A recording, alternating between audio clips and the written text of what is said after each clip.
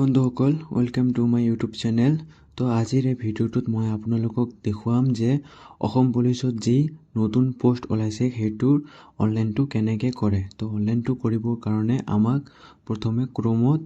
ইয়াত সাৰ্চ কৰিব লাগিব SLPRB আসাম। তো সাৰ্চ কৰাৰ পিছত আপুনি প্ৰথমে যিটো ৱেবছাইট চাই আছে ইয়াত এইটোত ক্লিক কৰিব। ক্লিক কৰিলে সাইটটো ওপেন হ'ব। ওপেন হলে ইয়াত চাওক যি প্ৰথমে লিখা আছে apply online for current requirements, এইটোত ক্লিক কৰিব। এপ্লাই হিয়াৰ যে লিখা আছে এইটোত ক্লিক কৰিব। তো এইটোত অলপ টাইম লাগিব পাৰে ওপেন হওঁতে। চাওক ওপেন হোৱাৰ পিছত ইয়াত আপোনাক প্ৰথমে ৰেজিষ্ট্ৰেশ্যন কৰিব লাগিব। ৰেজিষ্ট্ৰেশ্যন কৰাৰ পিছত আপুনি এটা ৰেজিষ্ট্ৰেশ্যন ID পাব, সেইটো দি লগইন কৰিব লাগিব। আপোনাক লগইন কৰি তাৰপিছত আপোনাৰ যিটো প্ৰফাইলত এডুকেশ্যন কোৱালিফিকেশ্যন এইবোৰ কমপ্লিট কৰি ডকুমেণ্ট আপলোড কৰিব লাগিব। তাৰপিছত কোন পোষ্টৰ বাবে এলিজিবল হয় সেইটো আপোনাক দিব লাগিব। দিয়াৰ পিছত আপুনি ফাইনেল যিটো ডাউনলোড একনলেজমেণ্ট সেইটো আপুনি পাব। তো ইয়াৰ কাৰণে ইয়াত যে লিখা আছে এপ্লাই হিয়াৰ এপ্লাই অনলাইন, এইটোত আমি এতিয়া ক্লিক কৰিম।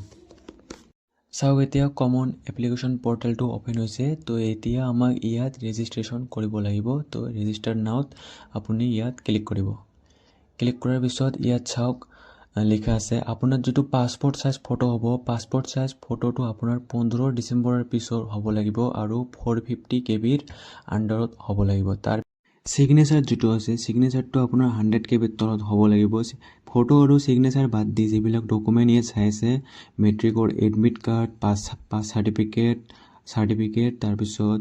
হাই ছেকেণ্ডেৰী এডমিট কাৰ্ড আৰু যদি আপুনি গ্ৰেজুৱেশ্যন পাছ কৰিছে এইবিলাক ডকুমেণ্ট আপোনাৰ 200 KBৰ তলত হ'ব লাগিব। তো এপ্লাইটো কৰাৰ আগতে ৰেজিষ্ট্ৰেশ্যন কৰাৰ আগতে এইবিলাক ডকুমেণ্ট আপুনি বনাই ল'ব। তো নেক্সট এতিয়া চাওক ইয়াত যে লিখা আছে চেলুটেশ্যন, ইয়াৰ পৰা আপুনি আপোনাৰ যিটো হয় মিষ্টাৰ মিছেছ বা মহম্মদ যিটো হয় সেইটো চিলেক্ট কৰি ল'ব। তাৰপিছত আপোনাৰ যিটো ফাৰ্ষ্ট নেম হয় ফাৰ্ষ্ট নেমটো ইয়াত দিব। যদি আপোনাৰ মিডিল নেম নাই তেন্তে সেইটো ব্লাংকে ৰাখিব, আৰু যদি আছে মিডিল নেমতো লিখিব। ব্লাংকে ৰাখি আপুনি ডাইৰেক্ট লাষ্ট নেমতো লিখিব পাৰে। তো মোৰ মিডিল নেম আছে, তো মই মিডিল নেমটো ইয়াত দি দিম। দি দিয়াৰ পিছত যিটো লাষ্ট নেম হয় সেইটো দি দিলোঁ। তাৰপিছত আপোনাৰ যিটো ফাদাৰ্ছ নেম হয় ফাদাৰ্ছ নেমটো ইয়াত দিব, মাদাৰ্ছ নেম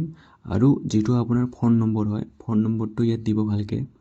দিয়াৰ পিছত চাওক ইয়াত লিখা আছে এমপ্লয়মেণ্ট এক্সচেঞ্জ নম্বৰ, আপোনাৰ যিটো এক্সচেঞ্জ কাৰ্ডৰ নম্বৰ হয় সেইটো দিব। তাৰপিছত আপোনাৰ হাইয়েষ্ট কোৱালিফিকেশ্যন এইটো চিলেক্ট কৰিব। কৰাৰ পিছত পাৰ্মানেণ্ট ডিষ্ট্ৰিক্ট আপোনাৰ কি হয় সেইটোও ইয়াত চিলেক্ট কৰিব। এইটো দিয়াৰ পিছত আপোনাৰ জেণ্ডাৰ, তাৰপিছত কাষ্ট কেটেগৰী কোনটো হয় আপোনাৰ সেইটোও ইয়াত দিব। নেক্সট ইয়াত যে লিখা আছে ডেট অফ বাৰ্থ, ইয়াৰ পৰা আপুনি ইয়াৰটো চিলেক্ট কৰিব, ইয়াৰ মান্থ আৰু ডেট অফ বাৰ্থটো ইয়াত দিব। দিয়াৰ পিছত আপোনাৰ যিটো আধাৰ নম্বৰ হয় আধাৰ নম্বৰটো আপুনি ইয়াত ভালকৈ টাইপ কৰিব যাতে কোনো ভুল নহয়। টাইপ কৰাৰ পিছত এবাৰ চাব যদি সব ডিটেইলছ ঠিকেই আছে তেন্তে ইয়াত যে লিখা আছে ৰেজিষ্টাৰ, এই ৰেজিষ্টাৰত ক্লিক কৰিব। ৰেজিষ্টাৰত ক্লিক কৰিলে আপোনাৰ মোবাইল নম্বৰটোত এটা OTP যাব, OTPটো দি আপুনি ইয়াত ছাবমিট কৰিব। তো ছাবমিট কৰাৰ পিছত চাওক ইয়াত এটা আপোনাৰ ৰেজিষ্ট্ৰেশ্যন নম্বৰ ওলাইছে, আপুনি এইটো স্ক্ৰীনশ্বট এটা ল'ব। লোৱাৰ পিছত ইয়াত যে লিখা আছে গো টু লগইন, তো এতিয়া আমি গো টু লগইন যে লিখা আছে সেইটোত ক্লিক কৰিম নেক্সট এপ্লাইটো কৰাৰ কাৰণে। তো আমাৰ ফাৰ্ষ্ট যিটো ষ্টেজ সেইটো কমপ্লিট হৈ গ'ল। এতিয়া আমি ইয়াত মোবাইল নম্বৰ বা যিটো ৰেজিষ্ট্ৰেশ্যন ID আছে সেইটো দি লগইন কৰিম। তো মই ইয়াত মোবাইল নম্বৰ আৰু ডেট অফ বাৰ্থটো দি ইয়াত লগইন কৰিম। তো চাওক এতিয়া মই ইয়াত দি দিলোঁ। এতিয়া যে লিখা আছে লগইন সেইটোত মই ক্লিক কৰিলোঁ। ক্লিক কৰিলে চাওক মোৰ যিটো ইয়াত প্ৰফাইলটো আহি গ'ল। আহি যোৱাৰ পিছত ইয়াত নেক্সট আপুনি ইয়াত যে লিখা আছে নেশ্যনেলিটি আপুনি এইটো চিলেক্ট কৰিব। তাৰপিছত আপোনাৰ ৰিলিজিয়নটো কি হয় সেইটো ইয়াত চিলেক্ট কৰিব। তাৰপিছত আপুনি যদি ইয়াত জিমেইলটোত দিব বিচাৰে দিব পাৰে। জিমেইলটোত দিয়াৰ পিছত ইয়াত যে লিখা আছে পাৰ্মানেণ্ট এড্ৰেছ, পাৰ্মানেণ্ট এড্ৰেছত আপুনি ফুল এড্ৰেছ দিব, like village, post office, police station এইবিলাক দিব। অ'কে, এইখিনি দিয়াৰ পিছত যদি আপোনাৰ পাৰ্মানেণ্ট এড্ৰেছ আৰু যে লিখা আছে কৰেছপণ্ডছ এড্ৰেছ ছেইম হয় তেন্তে ছেইম এজ পাৰ্মানেণ্টত ক্লিক কৰি দিব। ক্লিক কৰিলে অট'মেটিকলি এই এড্ৰেছখিনি ইয়াত আহি যাব। ইয়াৰ পিছত আমি নিচলৈ স্ক্ৰল কৰিম। কৰাৰ পিছত আপোনাৰ যদি হোম গাৰ্ড চাৰ্টিফিকেট আছে তেন্তে ইয়াত নিচৰ অপশ্যন দুটা যিকোনো এটা দিব যদি নাই তেন্তে ন দিব যদি আপোনাৰ এনচিচি আছে ইয়াত দি দিব নহলে ন দিব তাৰ পিছত আপুনি এক্স সাৰ্ভিসম্যান হয় নেকি ইয়েস বা ন যদি ইয়েস হয় ইয়েস দিব নহলে ন দিব এইখিনি দিয়াৰ পিছত এবাৰ এই ডিটেইলছবোৰ আপুনি চেক কৰি ল'ব চেক কৰি যদি সব ঠিক আছে তেন্তে নেক্সট যি ইয়াত লিখা আছে সেভ এণ্ড প্ৰচিড ইয়াত ক্লিক কৰি দিব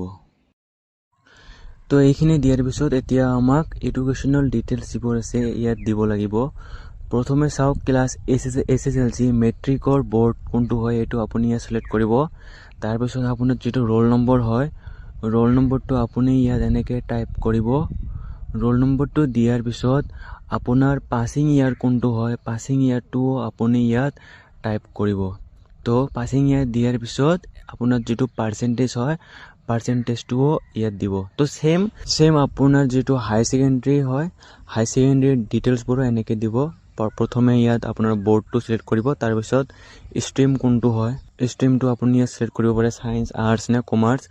স্ট্ৰীমৰ পিছত ইয়াৰ অফ পাছিং তাৰ পিছত আপোনাৰ পাৰ্সেন্টেজটো ইয়াত দিব আৰু যদি আপুনি এসআইৰ কাৰণে এপ্লাই কৰি আছে তেন্তে আপোনাক ইয়াত যে লিখা আছে গ্ৰেজুৱেচন ডিটেইলছ এইবোৰো দিব লাগিব আপোনাৰ ইউনিভাৰ্সিটি বা ইনষ্টিটিউশন নেম যেটো হয় হেটো দিব তাৰ পিছত আপোনাৰ কোৰ্স কি আছিল বিএসসি বিএ এইটো সিলেক্ট কৰিব সিলেক্ট কৰাৰ পিছত ইয়াৰ অফ পাছিং তাৰ পিছত ইয়াত যে লিখা আছে কনভাৰ্ট সিজিপিএ টু পাৰ্সেন্টেজ আপোনাৰ যদি মাৰ্কটো সিজিপিএত আছে মানে পাৰ্সেন্টেজটো আপুনি হেটো কনভাৰ্ট কৰি ইয়াত পাৰ্সেন্টেজত দিব লাগিব তো এইখিনি ডিটেইলছ দিয়াৰ পিছত এতিয়া আমি সেভ এণ্ড প্ৰিভিউত ক্লিক কৰিম তো নেক্সট এতিয়া আমাক ডকুমেন্ট বিলাক ইয়াত আপলোড কৰিব লাগিব তো চাওক ফটো আৰু সিগনেচাৰটো আপোনাৰ জেপিজি আৰু পিএনজি ফাইল হ'ব লাগিব ফটো সাইজটো হ'ব লাগিব 450 কেবিৰ আন্ডাৰত আৰু সিগনেচাৰটো 100 কেবিৰ আন্ডাৰত তো এতিয়া আমি ইয়াত যে পাসপোৰ্ট সাইজ ফটো এটো আপলোড কৰিম পাসপোৰ্ট সাইজ ফটোটো আপলোড হৈ গল নেক্সট এতিয়া সিগনেচাৰটো ইয়াত আপলোড কৰিম চাওক আপলোড হৈ গল তো আপলোড কৰাৰ পিছত বাকি যিবিলাক ডকুমেন্ট আছে এইবিলাক ডকুমেন্ট আপোনাৰ 200 কেবিৰ আন্ডাৰত হ'ব লাগিব আৰু পিডিএফ ফাইল হ'ব লাগিব নেক্সট এতিয়া ইয়াত যি আছে সাৰ্টিফিকেট অফ এজ প্ৰুফ ইয়াত আপোনাৰ মেট্ৰিকৰ এডমিট কাৰ্ডটো আপলোড কৰিব লাগিব তো চাওক মই ইয়াত এডমিট কাৰ্ডটো ইয়াত আহি গল তো ইয়াত যে লিখা আছে আপলোড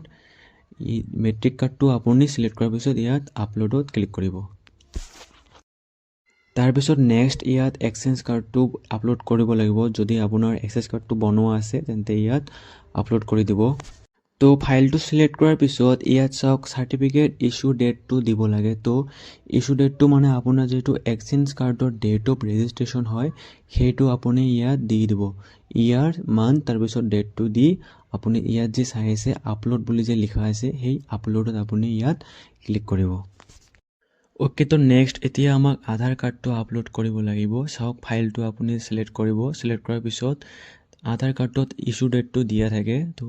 ইস্যু ডেটটো চাই আপুনি ইয়াত সিলেক্ট কৰিব সিলেক্ট কৰাৰ পিছত তলত যে আপুনি আপলোড চাই আছে এই আপলোডত আপুনি ক্লিক কৰিব তো আধাৰ কাৰ্ডৰ পিছত ইয়াত চাওক লিখা আছে পাৰ্মানেন্ট ৰেসিডেন্ট সাৰ্টিফিকেট পিআৰসি যদি আপোনাৰ পিআৰসি আছে তেন্তে আপুনি আপলোড কৰিব পাৰে আৰু যদি নাই তেন্তে কোনো প্ৰবলেম নাই নকৰিলেও হ'ব ওকে তো নেক্সট চাওক ইয়াত লিখা আছে পাছ সাৰ্টিফিকেট এণ্ড মাৰ্কশ্বিট অফ এছএছএলসি আপোনাৰ মেট্ৰিকৰ পাছ সাৰ্টিফিকেট আৰু মাৰ্কশ্বিটৰ এটা পিডিএফ ফাইল বনাই ল'ব মানে দুটা পেজৰে এটা পিডিএফ ফাইল বনাই ল'ব 200 কেবিৰ ভিতৰত বনাই ইয়াত আপলোড কৰিব লাগিব চাওক ইয়াত মই যেনেকৈ ফাইলটো বনাইছো ইয়াত চাওক দুটা পেজৰে হয় তো আপুনিও এনেকৈ ফাইলটো বনাব আৰু ইয়াত চাওক সাৰ্টিফিকেট ইস্যু ডেটটো দিব লাগে তো সাৰ্টিফিকেটত ওপৰত চাব এটা ডেট দিয়া থাকে মানে যেটো ৰিজাল্টৰ ডেট হেতুৱে তো আপুনি সেই ডেটটোৱে ইয়াত সিলেক্ট কৰি আপলোড কৰিব ডকুমেন্টটো ওকে তো নেক্সট ইয়াত চাওক পাছ certificate and marksheet of high secondary তো হাই সেকেন্ডাৰীটো আপুনি ঠিক হেনেদৰে দুটা পেজৰে বনাই ল'ব আৰু যেটো মানে ইস্যু ডেট দিয়া আছে সেই ডেটটো আপুনি ইয়াত দি আপলোড কৰিব নেক্সট যি লিখা আছে গ্ৰেজুৱেট সাৰ্টিফিকেট তো হেটো আপুনি আপলোড কৰি তাত ইস্যু ডেটটো দি দিব তো এইবিলাক ডকুমেন্ট আপলোড কৰাৰ পিছত আপুনি এবাৰ চেক কৰি ল'ব সববিলাক ডকুমেন্ট ঠিক আছে নে নাই লাইক মেট্ৰিকৰ সাৰ্টিফিকেট তাৰ পিছত এক্সচেঞ্জ কাৰ্ড আধাৰ কাৰ্ড এইবিলাক ডকুমেন্ট এবাৰ চেক কৰি ল'ব তো চেক কৰি লোৱাৰ পিছত এতিয়া আমি সেভ এণ্ড প্ৰচিডত ক্লিক কৰিম ইয়াত ক্লিক কৰিলে আপোনাৰ ফাইলবোৰ ইয়াত একেবাৰে সেভ হৈ গল তো এতিয়া আমি নেক্সট আগবাঢ়িম তো ইয়াত চাওক যিবিলাক মানে মেইন প্ৰচেছ সেইবোৰ কমপ্লিট হৈ গ'ল এতিয়া বাকী মানে পোষ্টবোৰ চিলেক্ট কৰা বাকী আছে মানে আপুনি কোন পোষ্টৰ বাবে এপ্লাই কৰিব সেইবিলাক ইয়াত দিব লাগিব লাষ্ট সেইটো প্ৰচেছ তো ইয়াত এবাৰ ডিটেইলছবোৰ আপুনি চেক কৰি ল'ব সব ঠিক আছে নে নাই লাইক আপোনাৰ এডুকেশ্যন কোৱালিফিকেশ্যন এড্ৰেছ তাৰপিছত ডকুমেণ্টবিলাক এইবিলাক এবাৰ চেক কৰি ল'ব চেক কৰি লোৱাৰ পিছতে আমি ইয়াৰ পৰা ইয়াত যে লিখা আছে কনফাৰ্ম এই আমি ইয়াত কনফাৰ্মত ক্লিক কৰিম তো কনফাৰ্ম ক্লিক কৰি ওপৰত চাওক অ'কে লিখা আছে তো ইয়াৰ পৰা চাওক তো কনফাৰ্মত ক্লিক কৰাৰ পিছত এইটো এটা পেজ ওলাইছে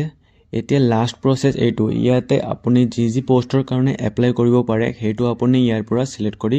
এপ্লাইটো কৰিব পাৰে তো মোৰ এইকেইটা পোষ্টৰ বাবে মই পাৰিম তো ইয়াৰ পৰা মই এটাকে এপ্লাই কৰিম তো ফাৰ্ষ্ট যিটো আছে requirement for the constable UBAB এইটোত মই এপ্লাইত ক্লিক কৰিলোঁ ক্লিক কৰাৰ পিছত এনেকুৱা আহিল এনেকুৱাত ইয়াত চাওক লিখা আছে VDP চাৰ্টিফিকেট তো ইয়াত মই ন দি দিম এইটো নাই তাৰপিছত CVD এইবিলাকো নাই এইবিলাকতো ন দিম যদি আপোনাৰ আছে আপুনি ES দি দিব তাৰপিছত স্পৰ্ট চাৰ্টিফিকেট ইয়াতো ন দি দিলোঁ এইবিলাক দিয়াৰ পিছত সেভ এণ্ড প্ৰচিডত মই ক্লিক কৰিলোঁ ক্লিক কৰিলে এতিয়া আপোনাক যি পোষ্টৰ কাৰণে এপ্লাই কৰিব কনষ্টেবল AB UB আপুনি প্ৰিফাৰেন্সটো ইয়াত সিলেক্ট কৰি ল'ব কোনটো মানে প্ৰথমত দিব বিচাৰে দি ইয়াত যে লিখা আছে সাবমিট এইটোত ক্লিক কৰিব এটা হৈ গ'ল তাৰপিছত নেক্সট আৰু এটা যে আছে কনষ্টেবল AB সেইটো দি ইয়াত সাবমিটত ক্লিক কৰিলোঁ কৰাৰ পিছত এইবিলাক প্ৰিফাৰেন্স মোৰ হৈ গ'ল এই দুটা পোষ্টৰ কাৰণে তাৰপিছত ইয়াত চাওক লিখা আছে সেভ এণ্ড প্ৰচিড তো মই ইয়াত ক্লিক কৰিম সেভ এণ্ড প্ৰচিড তো ক্লিক কৰাৰ পিছত চাওক এনেকুৱা এটা প্ৰিভিউ আহি গ'ল তো ইয়াক আপুনি নিচলৈ একেবাৰে স্ক্ৰল কৰিব কৰাৰ পিছত ইয়াত চাওক লিখা আছে ফাইনেল কনফাৰ্ম তো ইয়াত ক্লিক কৰিব ইয়াত গৈ তাৰপিছত অ'কেত ক্লিক কৰিব তো ইয়াৰ পিছত আপোনাৰ যিটো ৰেজিষ্টাৰ্ড মোবাইল হয় সেইটোত এটা OTP যাব তো আপুনি OTPটো ইয়াত দিব দিয়াৰ পিছত ইয়াত যে লিখা আছে সাবমিট বুলি তো OTPটো দিয়াৰ পিছত আপুনি সাবমিটত ক্লিক কৰিব সাবমিটত ক্লিক কৰিলে আপোনাৰ এপ্লাইটো হৈ গ'ল চাওক এতিয়া মোৰ এপ্লাইটো হৈ গ'ল তো এপ্লাইটো হৈ যোৱাৰ পিছত ইয়াত চাওক লিখা আছে ডাউনলোড একনলেজমেণ্ট স্লিপ এইটোত আপুনি ক্লিক কৰিব ক্লিক কৰি এইটো যি লিখা আছে একনলেজমেণ্ট স্লিপ সেইটোৰ আপুনি PDFটো আপোনাৰ মোবাইলত বা লেপটপত সেভ কৰি থ'ব মানে পিছত লাগিব পাৰে তো বাকি যিবিলাক পোষ্ট আছে যদি আপুনি এলিজিবল হয় ঠিক এনেদৰে এপ্লাইটো কৰিব পাৰে ইয়াত আৰু বেলেগ একো নাই তো আপুনি নিজে এইটো কৰিব পাৰিব আৰু যদি আপুনি অনলাইনটো নিজে কৰিব নোৱাৰে বা লেপটপ নাই আপোনাৰ বা মোবাইলত কৰিলে অসুবিধা হয় তেন্তে আপুনি মোৰ পৰা অনলাইনটো কৰি ল'ব পাৰিব মই ইয়াত মোৰ ইনষ্টাগ্ৰাম আইডিটো দি দিম আপুনি সেইটোত মেছেজ দিব যদি নিজে কৰিব নোৱাৰে তো থ্যাংক ইউ গাইজ ফৰ ৱাচিং দিছ ভিডিঅ' প্লিজ মোৰ চেনেলটো ছাবস্ক্ৰাইব কৰিব ভিডিঅ'টো লাইক কৰিব থ্যাংকছ ফৰ ৱাচিং দিছ ভিডিঅ'